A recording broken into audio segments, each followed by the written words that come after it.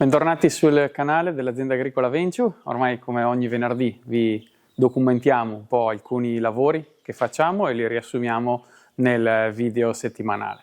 Cosa andiamo a fare oggi? Oggi tra i vari lavori che stiamo facendo abbiamo da continuare la gestione delle rive, delle scarpate e quindi la trinciatura dell'erba in posti meno diciamo agevoli, meno comuni, diciamo non all'interno del filare, ma appunto sui confini, sulle scarpate e sulle rive dei nostri campi. Nello scorso filmato avete visto abbiamo fatto un po' di pulizia in alcune rive con il nostro decespugliatore. In questo caso usiamo invece un braccio decespugliatore attaccato a un trattore, in questo caso è un Landini 10.000, che lo utilizziamo dove abbiamo appunto delle scarpate, delle rive, delle situazioni dove possiamo accedere attraverso appunto l'utilizzo del trattore, quindi un po' più comodo, un po' anche più veloce, soprattutto dove ci sono scarpate anche più grandi come volume da andare a ripulire. Ecco, questo è il trattore che è dedicato, diciamo, a questo lavoro. In passato ha svolto varie funzioni, oggi diciamo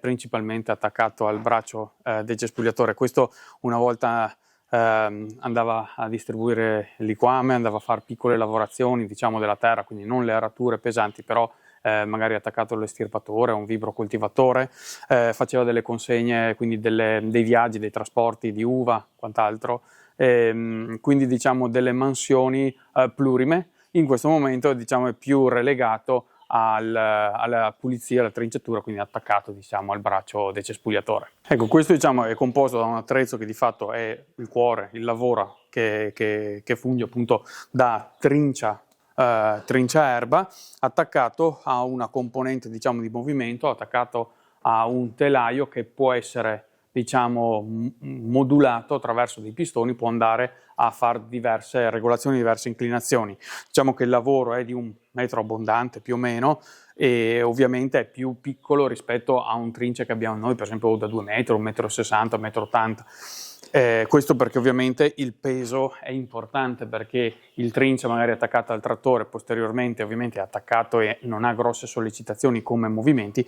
In questo caso invece, anche andando a raggiungere delle altezze notevoli, ovviamente va a creare poi degli sbalzi di peso notevoli, per cui ovviamente non riusciamo ad avere delle diciamo capacità di lavoro così grandi, anche se effettivamente è già più che importante il peso che porta, per cui è forse già al massimo così la lavorazione che può effettivamente portare questo tipo di attrezzo per noi.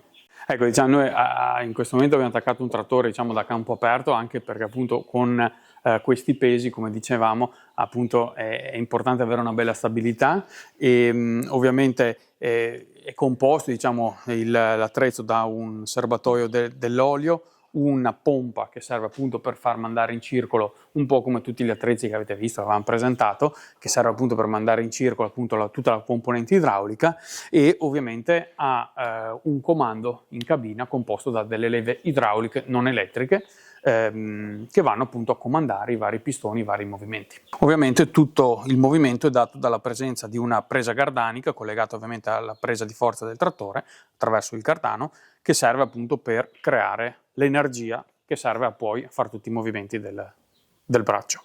Poi l'attacco meccanico, diciamo fisico al trattore avviene attraverso un braccio, diciamo il terzo punto classico, e 2 invece bracci laterali che fungono un po' da stabilizzatori ulteriori, proprio come la nostra legatrice verde, se vi ricordate, abbiamo fatto vedere, anche in questo caso sono presenti questi stabilizzatori proprio perché ha necessità di maggiore stabilità questo attrezzo per non creare delle oscillazioni. Ecco, come il trincia, anche in questo caso c'è un rotore interno a cui vengono applicati dei coltelli. In questo caso non sono delle mazze, ma sono appunto dei coltelli doppi in questo caso, che servono attraverso appunto il movimento che crea il rotore, servono appunto per andare a sminuzzare, a trinciare l'erba.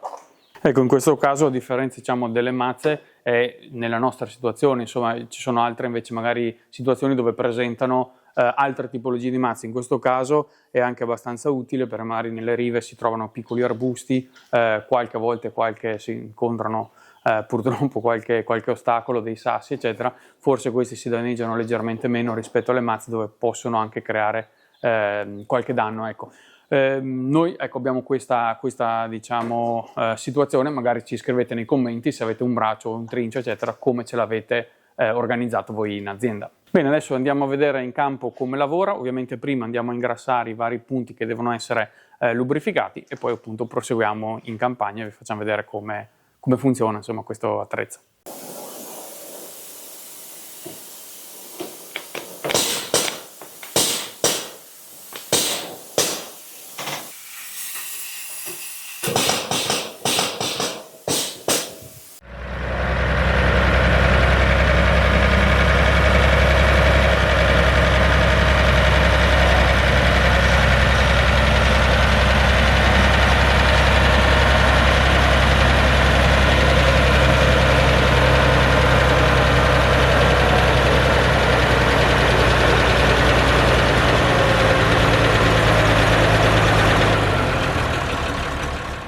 Ecco, quindi siamo arrivati adesso nel punto dove dobbiamo andare a pulire. Vedete, questo è un fossato, praticamente ha due piccoli argini che noi andiamo a ripulire proprio perché dall'altra parte abbiamo un filare che vogliamo un attimo dargli un po' più di areggiamento e fargli fare un po' di circolo in più dell'aria, per cui in questo momento l'obiettivo è quello di creare un po' più di pulizia. Ecco, in questo caso la scarpata non è di grandi dimensioni, cioè non ha una pendenza molto lunga e quindi una superficie molto lunga che si estende in altezza, però è insomma abbastanza lunga da fare col decespugliatore. In questo momento ci troviamo in un posto qui dove possiamo calpestare con le ruote del trattore, dove fino a un mesetto fa diciamo c'era il grano, per cui una volta trebbiato il grano abbiamo adesso la possibilità di entrare con i trattori per andare a fare questa pulizia, altrimenti dovremmo farla col decespugliatore nel momento in cui qui abbiamo ancora il grano seminato.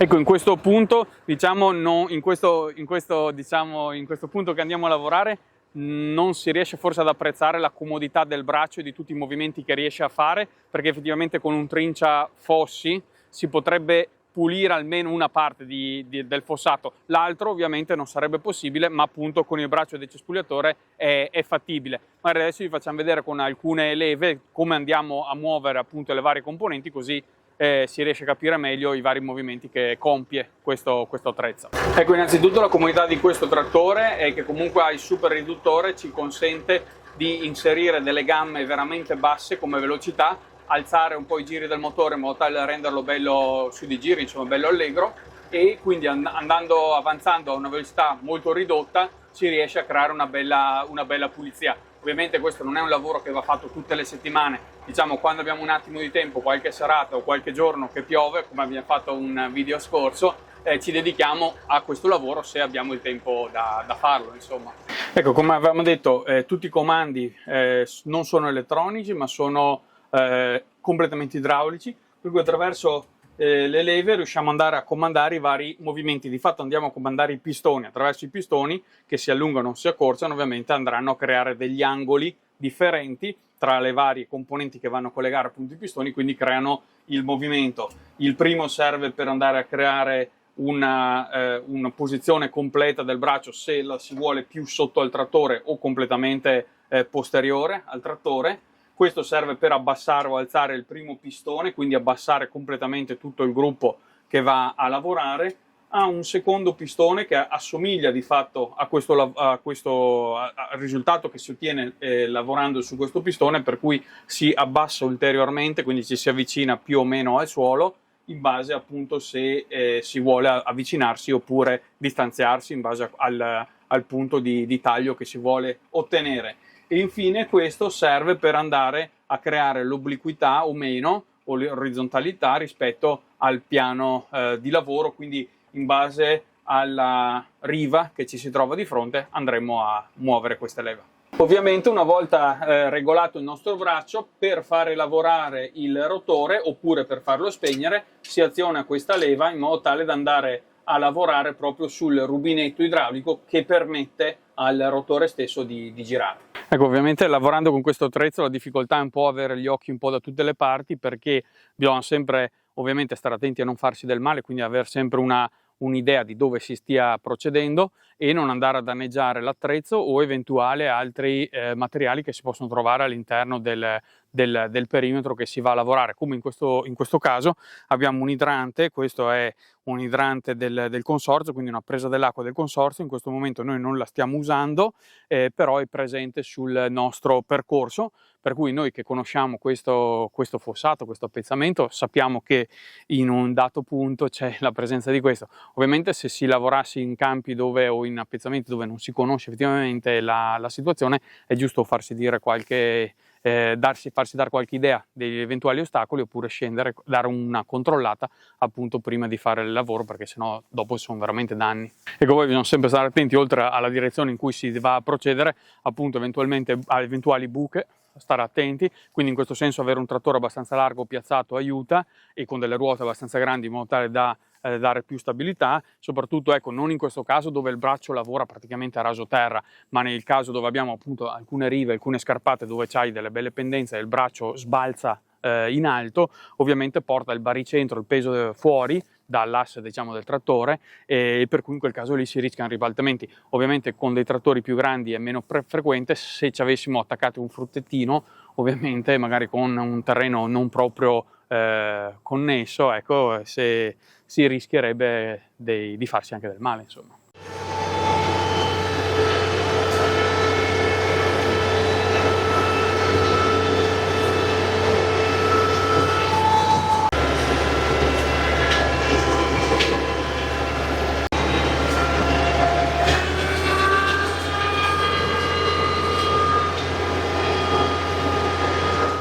Allora siamo arrivati al famoso idrante, adesso spostiamo il braccio e facciamo un po' di retromarcia in modo tale da evitarlo, lo saltiamo via e poi proseguiamo col lavoro.